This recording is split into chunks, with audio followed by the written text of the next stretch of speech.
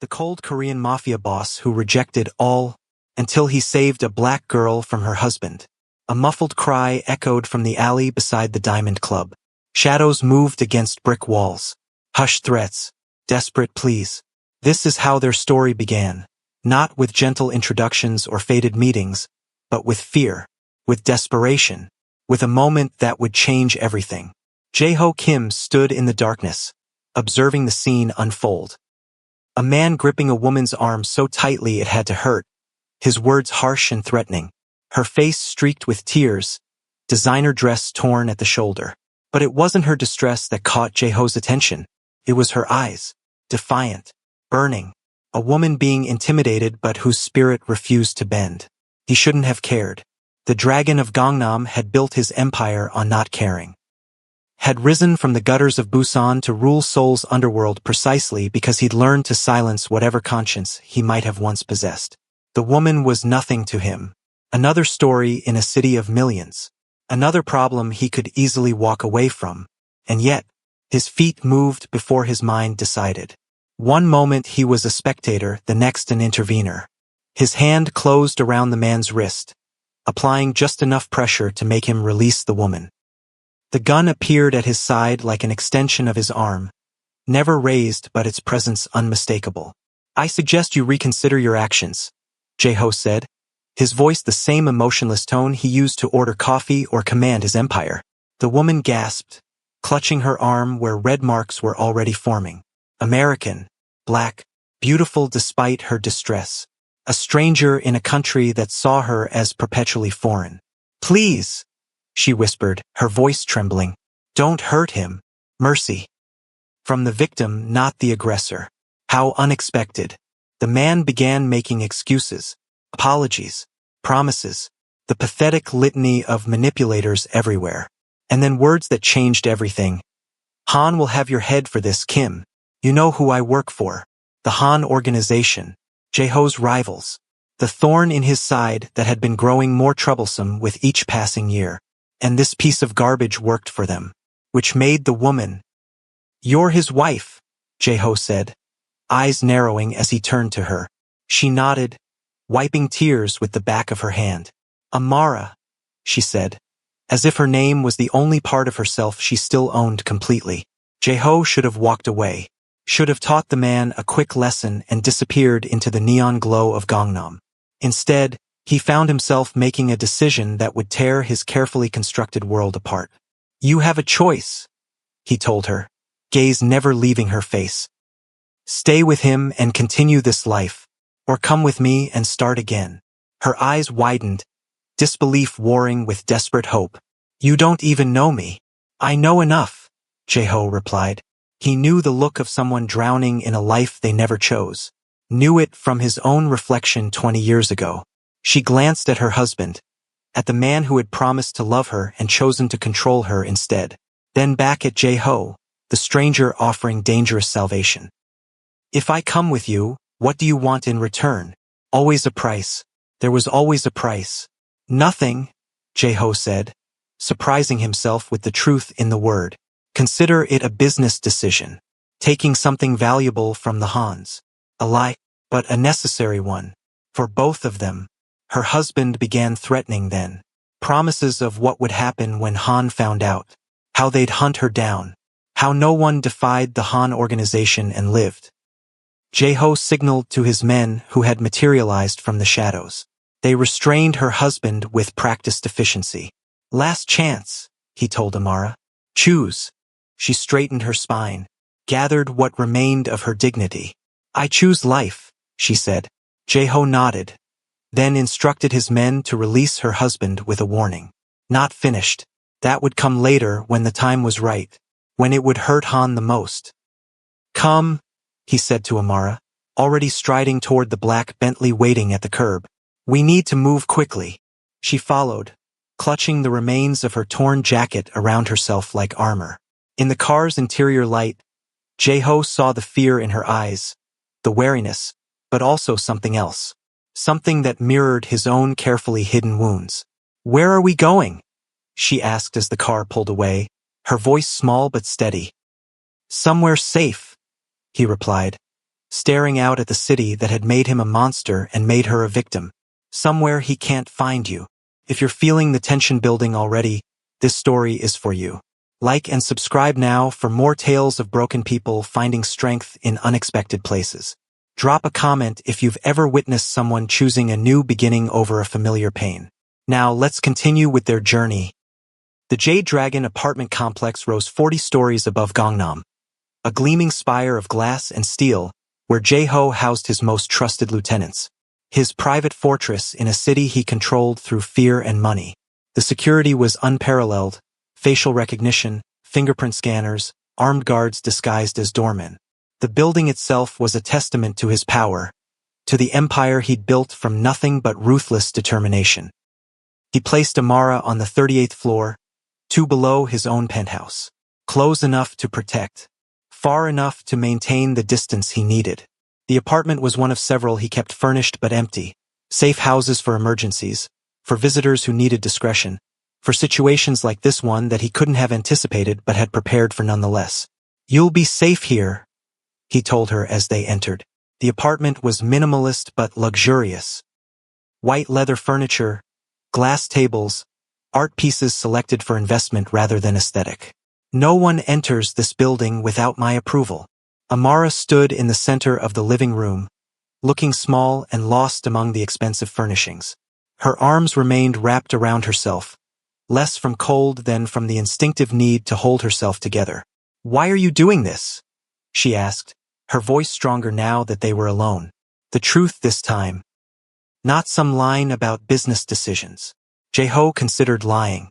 It would be easier, safer. But something about her demanded honesty. "I don't know," he admitted. It was the most truthful thing he'd said in years. "Get some rest. There are clothes in the bedroom. Food in the refrigerator. Tomorrow we'll talk more." He left before she could ask another question he couldn't answer. Before he could examine too closely the impulse that had led him to intervene, to bring her here, to upend the careful balance he'd maintained for 2 decades. His men whispered, of course. The dragon had never brought a woman to the Jade before. Never personally intervened in a street altercation. Never risked war with the Hans over something so trivial as a battered wife. "She must be special," they murmured when they thought he couldn't hear, huddled in the security room, watching monitors that showed every corner of the building. "He must be interested in her," they concluded, because men like them couldn't conceive of any other reason to protect a woman. Men who had followed Jae-ho long enough to know his reputation with women: cold, transactional, never emotionally involved. The man who had famously turned away Korea's most beautiful actress when she'd offered herself as payment for his protection of her brother. The man who had rejected marriage proposals from daughters of the wealthiest families in Seoul. Jae-ho let them talk, let them wonder. Their speculation was safer than the truth, that for the first time in decades he'd acted on impulse, on something dangerously close to compassion. On a memory of himself at 16, broken and bleeding, wishing someone would appear from the darkness and offer escape. In his penthouse that night, Jae-ho stood at the window, watching Seoul spread before him like a glittering carpet. 20 years he'd spent climbing from the streets to this view. 20 years of calculating every move, of eliminating every weakness, of building walls around himself so high and so thick that nothing could breach them. And now, because of one woman's defiant eyes in a dark alley, he'd introduced a variable he couldn't control. His phone buzzed with a message from his head of security. Amara's husband had been identified. David Park, American-born son of Korean immigrants, recently appointed as Han's liaison to international partners, a rising star in their organization, a man whose humiliation would not go unanswered. Jae-ho's thumb hovered over the button that would order Park's elimination. One command and the problem would disappear. But something stopped him, not mercy but strategy. The man's death now would spark immediate retaliation from Han, would force Jae-ho to explain his interest in Park's wife, would transform a personal matter into organizational warfare. No, better to wait, to gather information, to understand exactly what he was dealing with before making his move. Instead, he sent instructions for complete surveillance on Park. Every movement, every call, every meeting, and doubled the security on the Jade Dragon, with specific attention to the 38th floor. Days passed. Amara remained in the apartment, a ghost behind bulletproof glass. Jae-ho watched her through security feeds, a violation of privacy he justified as necessary protection. Watched as she explored the space that had become both sanctuary and prison. As she stood at the windows for hours, staring out at a city she didn't know. As she slept fitfully on the too large bed, curled tight as if making herself a smaller target. Her bruises faded from purple to yellow to nothing. But the wounds beneath her skin, those remained fresh. Jae-ho recognized the signs. The way she flinched at sudden movements. How she positioned herself with exits in view. The practiced smallness of someone who had learned that taking up space invited trouble. On the fourth day, she asked to leave. "I can't stay here forever," she said when he visited, her voice stronger than it had been in the alley. "I need something to do. A purpose." Jae-ho studied her. She'd found clothes in the apartment that almost fit. A silk blouse that hung loose on her frame, tailored pants cuffed at the ankles. Her hair was pulled back in a simple style, her face bare of makeup, revealing a natural beauty that made something in his chest tighten uncomfortably. "What did you do before?" he asked, not needing to specify before what. Before her life had been reduced to surviving a husband's rage. "I was a designer," she said, something flickering in her eyes. Pride, maybe, or nostalgia for a self she'd lost. "Fashion. I had a small label in New Orleans before I met David. Before I—" She trailed off, but the unspoken words hung in the air. "Before I gave it up for him. Before I became his possession rather than my own person." He gave her work at the Diamond's front desk. Not charity, he could tell she was too proud for handouts. A legitimate job at his most profitable club, where he could ensure her safety without making her feel like a prisoner. Where she could interact with others without being exposed to potential threats. Where he could watch over her without making his interest too obvious. The first time she entered the Diamond Club as an employee rather than a victim was a study in contrasts. The torn dress replaced by a simple black suit that Jae-ho had ordered for her. The tear-stained face now composed, chin lifted slightly as she took in the opulent interior she'd only glimpsed during her escape. The club manager, a thin man named Hyunwoo who had been with Jae-ho since the beginning, watched her with barely concealed suspicion. "She will work the front desk," Jae-ho told him in Korean, his tone leaving no room for argument. "Treat her with respect." "Of course, boss," Hyunwoo replied, bowing slightly. "But she doesn't speak Korean. How will she?" "She'll learn," Jae-ho interrupted. "Until then, most of our clients speak English." Hyunwoo nodded, but his expression remained doubtful. "And what should I tell the others about her situation?" "Tell them nothing," Jae-ho said coldly. "Her situation is not their concern." But of course, in an organization built on information and loyalty, secrets didn't stay secrets for long.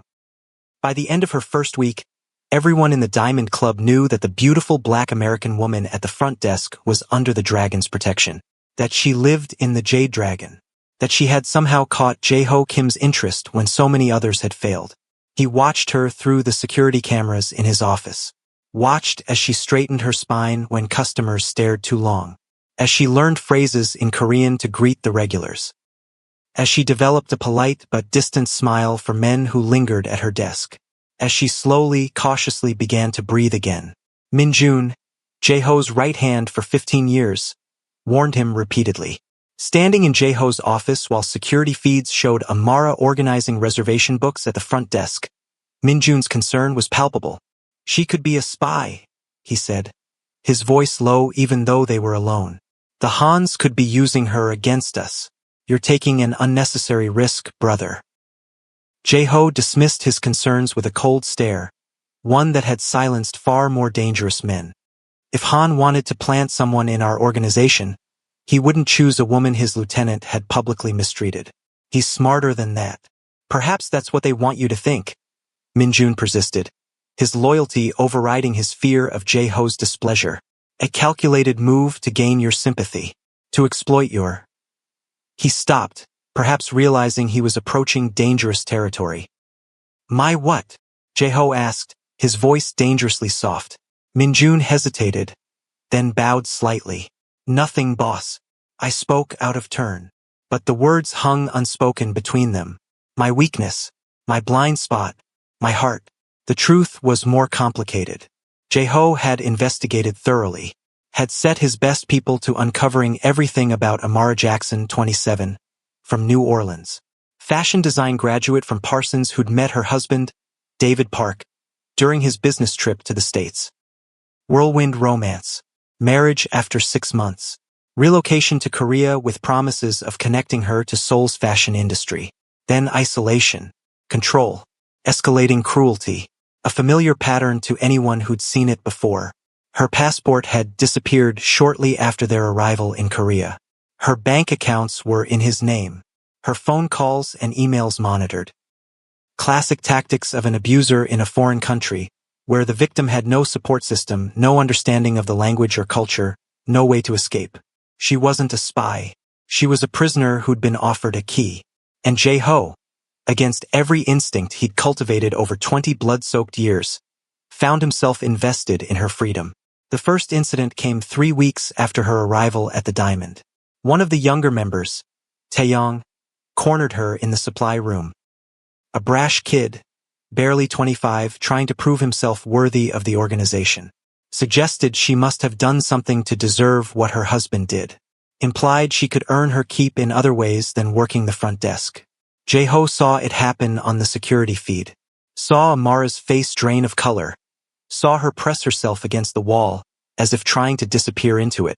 Saw Taeyong's smirk, his hand reaching to touch her face. Before the boy's fingers could make contact, Jeho was moving. Down the stairs from his office, through the crowded club floor, into the back corridor where supply rooms lined the wall. He didn't run. The dragon of Gangnam never ran.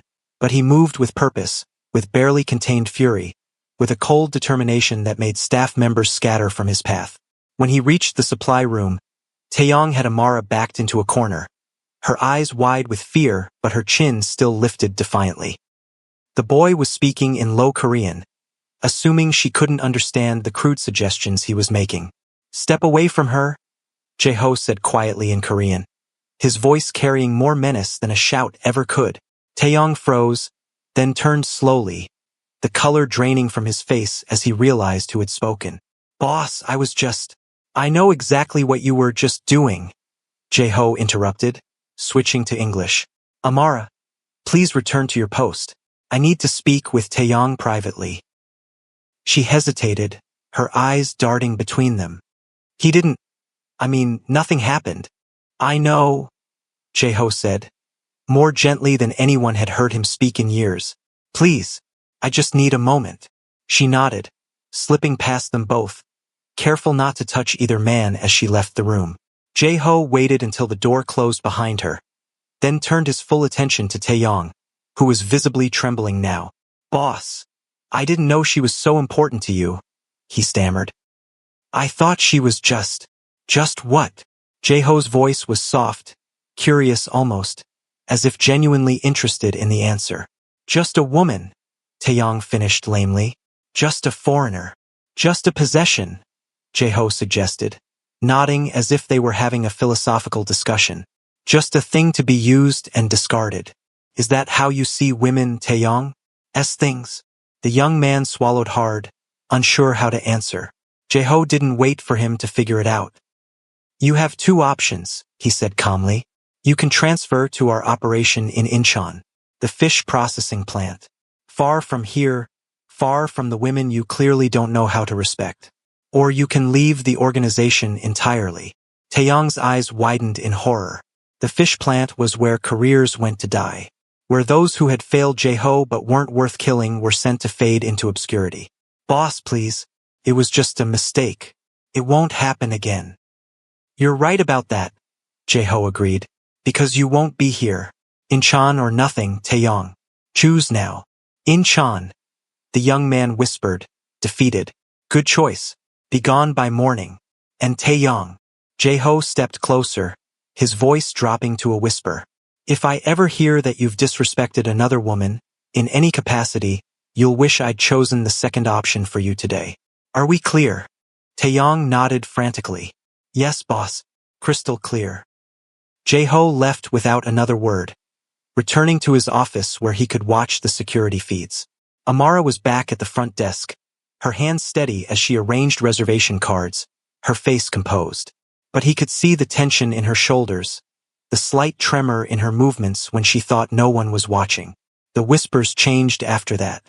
Now they said the dragon had found a new obsession, that the Ice King was finally thawing. That the man who'd rejected every woman who'd ever pursued him had finally found his weakness. Jae-ho ignored them all. He wasn't obsessed. He was curious. It had been so long since anything had surprised him. And Amara, everything about her was unexpected, like the way she left a cup of coffee outside his office door each morning. Black, no sugar, exactly how he preferred it. She never mentioned it, never lingered to ensure he found it. Just left it there, a small act of gratitude or perhaps connection, before continuing with her work. He never thanked her, never acknowledged the small kindness, but he found himself waiting for it, found himself disappointed on the one morning it didn't appear. He sent his driver to check on her that day, only to discover she'd fallen ill. A fever, the housekeeper at the Jade Dragon reported. Nothing serious, but enough to keep her in bed. Without thinking, he sent his personal physician. Then food from his favorite restaurant. Then books to keep her occupied. He told himself it was practical. A sick employee couldn't work.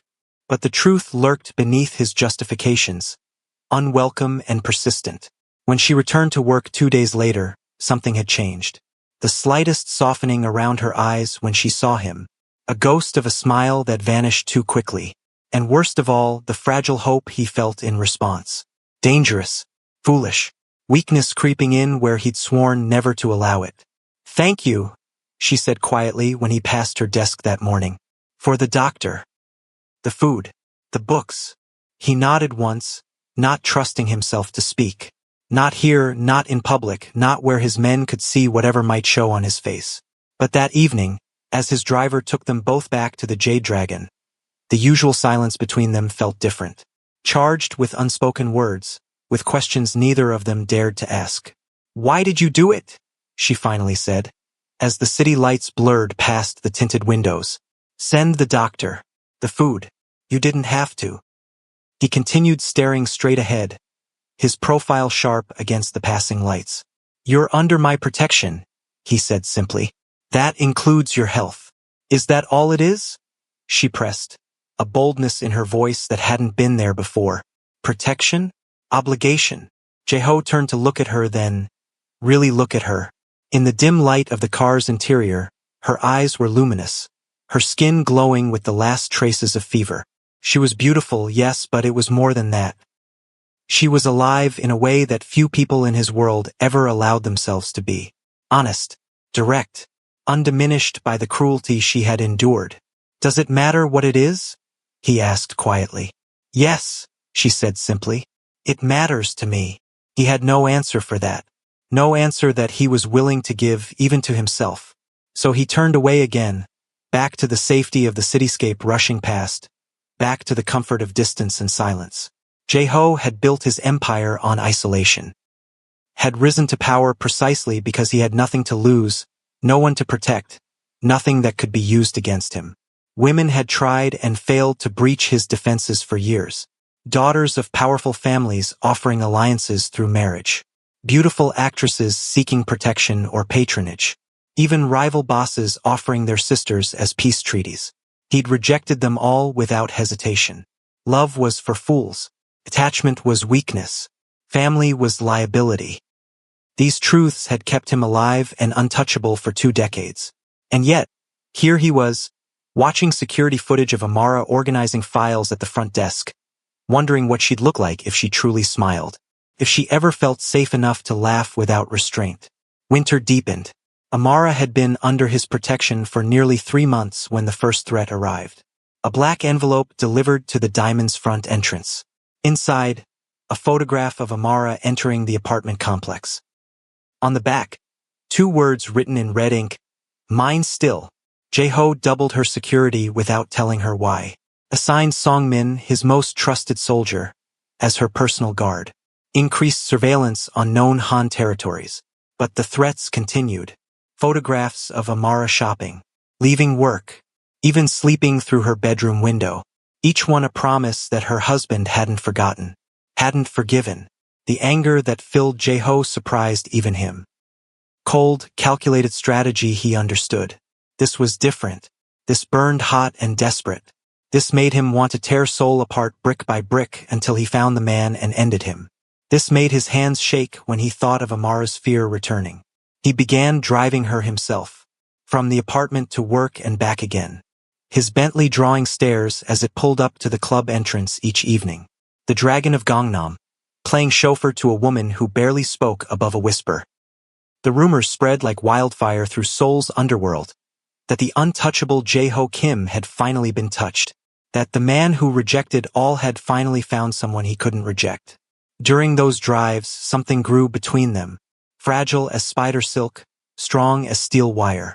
She told him about New Orleans, where she'd grown up, about the grandmother who had raised her after her parents died, about studying fashion design, about the small boutique she'd opened with money saved from 3 different jobs, about meeting David at a charity gala, about being swept off her feet by his charm and attention, about how quickly charm had turned to control, then control to intimidation.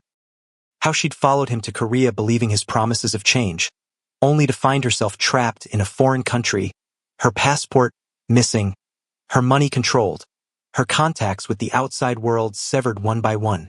"You must think I'm stupid," she said one night, staring out at Seoul's glittering skyline as they sat in traffic. To fall for it, to not see what he was until it was too late. "No," Jae-ho said, his voice uncharacteristically gentle. "I think you're human. I think you wanted to believe in something good." She turned to him then, her eyes searching his face as if seeing him for the first time. "And what do you believe in, Jae-ho Kim?" He had no answer. Had stopped believing in anything but power and survival long ago. But something about her question made him want to find an answer that wouldn't disappoint her. Jae-ho offered little of himself in return for her confidences. His words had always been weapons or walls, never bridges. But sometimes, when the lights of Gangnam streaked across her face, when the intimacy of the car's interior made it feel like they were the only 2 people in Seoul, he found himself speaking of his childhood in the slums, his mother's struggle with addiction, his father's disappearance, the hunger that had driven him to join the street gangs at 14. He told her about the foster home after his mother's overdose, about the beatings, about the night he'd finally fought back and fled to the streets, about being taken in by old Kim, the original dragon of Gangnam, who had seen something in the half-starved 16-year-old with dead eyes and quick hands. "You became a survivor to survive," she said once, her voice so soft he almost missed it. "I became a ghost." The truth of those words haunted him for days, made him see his empire differently, not as a testament to his strength, but as a fortress built by a scared child who had never stopped running. On her birthday, he left a package on her desk. Inside, a set of professional-grade sketching pencils and a leather-bound drawing pad. He hadn't mentioned the gift, hadn't even signed it. But that evening, he found a folded paper on his desk, a sketch of the Seoul skyline as seen from his office. Perfect in every detail, capturing not just the buildings but the feeling of standing above the city, of looking down on a world that had once tried to crush him. In the corner, 2 simple words, "Thank you." He kept that drawing locked in his desk drawer. On bad days, the days when darkness threatened to swallow him whole, he would look at it, remind himself that creation existed alongside destruction, that beauty could grow even in his world of thorns. Spring arrived, painting Seoul in cherry blossoms and new beginnings. Amara bloomed too. The woman who had arrived terrified now walked with quiet confidence. She'd made friends among the staff, learned enough Korean to joke with the bartenders, started designing outfits for some of the club hostesses, her talent earning respect where her connection to Jae-ho had only brought suspicion. And Jae-ho? He was losing the battle against his own heart. The walls he'd built over decades were crumbling, and he couldn't find the will to repair them. He found excuses to be where she was. Found himself smiling, actually smiling, when she entered a room. Found his thoughts drifting to her when he should have been focused on business. Minjun confronted him on a rainy April evening. This has gone on long enough, brother. The men talk. Our enemies talk. They say the great Jae-ho Kim has been leashed by a foreign woman. That you're distracted. Weak. They stood in Jae-ho's office, rain lashing against the floor-to-ceiling windows. The lights of Seoul blurred into watercolor smudges. Min-jun's face was tight with concern, with loyalty that bordered on desperation. Han is using this against you, Min-jun continued when Jae-ho remained silent. Telling everyone you've lost your edge. That you're ruled by your... He hesitated, choosing his words carefully. Your infatuation. The old Jae-ho would have silenced Min-jun for such words. Would have reminded him, painfully, of the hierarchy between them. Instead, he stared out at the rain-soaked city and asked, "And what if they're right?" The question shocked them both. Hung in the air between them, a confession Jae-ho hadn't intended to make. For a moment, Min-jun's face revealed naked surprise, before carefully composing itself again. Then we have a problem, Min-jun said finally. Because this organization wasn't built on sentiment. It was built on power, on fear. On the understanding that Kim Jae-ho cannot be touched because he has nothing to lose. And now I do, Jae-ho said softly. It wasn't a question. Min-jun's expression softened, just slightly. I've been with you since we were street soldiers together. I've seen you rise from nothing to rule this city. I would die for you without hesitation. He paused, choosing his words carefully. But this woman, she makes you vulnerable in ways our enemies will not hesitate to exploit. Leave me, Jae-ho said, suddenly tired of the conversation, tired of the truth in Min-jun's words, tired of the conflict between the man he had been and the man he found himself becoming. That night, Jae-ho stood on his penthouse balcony, rain soaking through his shirt, thinking about choices. For 20 years, he'd believed emotion was the enemy, that connections were chains that would only drag him down. Now he wasn't so sure. Now he wondered if perhaps he'd been wrong all along. If the strength he'd sought in isolation might actually be found in connection. If the man who needed no one was not more powerful, but merely more alone. The confrontation came without warning. 3 of Han's men, waiting in the parking garage when Amara left work. If Song-min hadn't been with her, if Jae-ho hadn't installed those extra cameras, if the security team hadn't responded so quickly. But they had. By the time Jae-ho arrived, the situation was under control, and Amara was shaking in Song-min's car. A cut above her eye, the only physical damage. The psychological damage was another matter entirely. Her eyes had gone distant, retreated to that place victims go when the world becomes too much to bear. Jae-ho knew that place. He'd lived there for years as a child, had built his entire empire to ensure he never had to return. He knelt beside the open car door, rain plastering his hair to his forehead, and did something he hadn't done since his mother died. He reached out, took her trembling hand in his, held on as if he could anchor her to the present through sheer force of will. Amara, he said, her name like a prayer on his lips. Amara, look at me. You're safe. I'm here. When her eyes finally focused on his face, when her fingers tightened around his, something inside Jae-ho broke open. A dam he'd built against all feeling, all weakness, all love, crumbling in an instant. In its place, something new and terrifying and exhilarating rushed in. Something he had no name for, no defense against. He took her to his penthouse that night, not for the reasons his men might have assumed, but because he couldn't bear to let her out of his sight, couldn't trust anyone else to keep her safe, couldn't face the thought of her alone with her fear. She slept in his bed while he kept vigil in a chair by the window, watching the city that had betrayed them. When she woke crying from nightmares, he was there. Awkward, uncertain, but there. When dawn broke over the horizon, painting the room in gold, they sat together in silence, something unspoken growing between them. It was Amara who finally gave it voice. Why did you save me that night? You didn't know me. I meant nothing to you. The question hung in the air between them, demanding truth after months of careful distance. Jae-ho stared at his hands. Hands that had done so much harm, hands that now ached to comfort rather than hurt. I saw myself in you, he finally said, the words raw in his throat. Not as I am now, but as I was then. trapped, afraid, fighting to survive in a world built to destroy you. He told her then what he'd never told anyone, about the foster home after his mother's death. The man who was supposed to protect him but became his tormentor instead. The night Jae-ho had finally fought back, 16 and terrified, leaving the man unconscious in a pool of blood. How he'd run to the streets and promised himself he'd never be vulnerable again. Never trust, never love, never need. I built this empire so no one could ever hurt me again, he confessed. Became the person I am so I wouldn't have to fear others like him. And then I saw you in that alley, and suddenly all of it felt empty. The silence that followed was heavy with decades of pain, with possibilities neither of them had dared imagine. Amara moved first, crossed the distance between them, placed her hand against his cheek as if he were something precious rather than something to fear. We're both still running, she whispered. Maybe it's time we stopped. The kiss that followed wasn't gentle. Couldn't be, not with the storm of emotions behind it. Years of loneliness, months of longing, the desperate need to feel something, anything beyond the pain they both carried.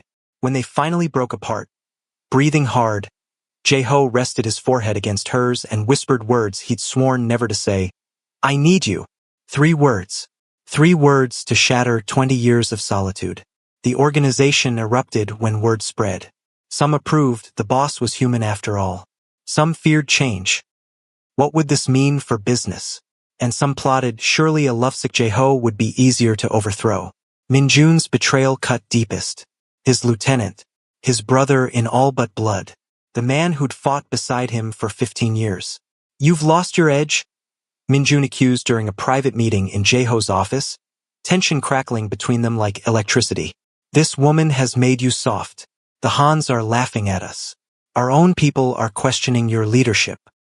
Let them question, Jae-ho replied, a new certainty in his voice. Let them laugh. For the first time in my life, I'm not just surviving, Min-jun. I'm living. The ultimatum came 3 days later. A message delivered by the organization's elders. 7 men who had watched Jae-ho rise from street soldier to leader, who had backed him when old Kim died, who had profited from his cold efficiency for 2 decades. Choose, Amara or the empire he built. There was no room in their world for divided loyalties. No place for a leader whose heart belonged to an outsider, especially one connected to their enemies. Jae-ho had faced challenges many times without flinching, had made difficult decisions without remorse, had built his reputation on ruthless decisiveness. But this choice paralyzed him. The empire was his identity, his safety, his life's work. Amara was his redemption, his future, his chance at something more than power and fear. He didn't tell her about the ultimatum, didn't burden her with the weight of his decision.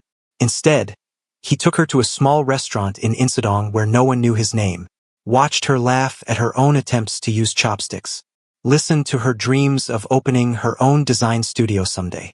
For one perfect evening, they were just a man and a woman, sharing a meal, sharing a future that might never exist. That night, holding her as she slept, Jae-ho made his decision. By morning, he had set things in motion. Accounts transferred, properties secured, escape routes planned. He would walk away from everything, the power, the respect, the empire he'd built from nothing. He would choose her, choose love over fear, choose healing over power. But her husband found them first. The confrontation came at dawn. 20 of Han's men, led by Amara's husband himself. They'd had help from inside. Min-jun's final betrayal, delivering building schematics, security codes, patrol schedules. They came with determination and hatred, came for revenge, came to reclaim what they believed was theirs. The security team transformed the pristine penthouse into a stronghold. Through it all, Jae-ho remained calm and focused, with Amara safely hidden in a panic room he'd installed years ago, with everything to lose. When he finally faced her husband, this man who had treated her like property, who had marked her soul with fear, Jae-ho didn't see a rival. He saw himself as he might have become, a man so consumed by control he'd destroyed the only thing worth protecting. She's mine, Park said, tension radiating from every line of his body as they stood in Jae-ho's office, the battle raging outside the door. She'll always be mine. Everything she is, I created. She belongs to herself, Jae-ho replied, his voice steady even as adrenaline coursed through him. Something neither of us deserved to learn.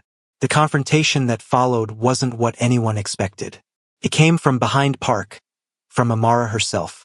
Her voice steady as she stepped forward, no longer hiding, no longer afraid.